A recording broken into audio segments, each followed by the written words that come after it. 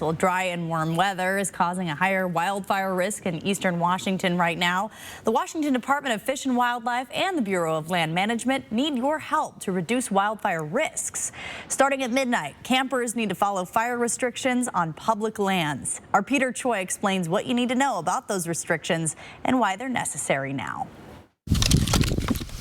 So restrictions, I'm in favor of them. Camping near the Fishtrap Campground, Stephen Phemkoneiczka says he's seen many wildfires in the past, and he says he understands the fire restrictions are necessary for campers right now. If you look around, this is as dry as it's been, for weeks. The other day, they were flying tankers in here, helicopters pulling out water for something. It is concerning. We're in this a lot earlier, and our very warm spring and low precipitation.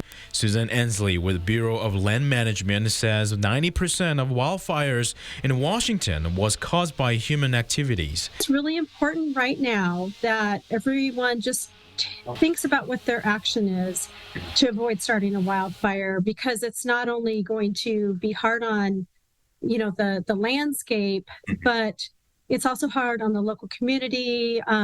If you burn other people's homes. She says campfires are only allowed with designated steel ring fire pits at campgrounds, which means any other type of open fires are not allowed under the restrictions.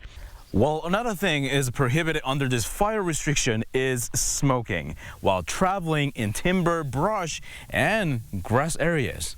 Driving any type of motorized vehicle such as an ATV off-road is prohibited, especially through dry grass areas. Carburetor gets very, very hot.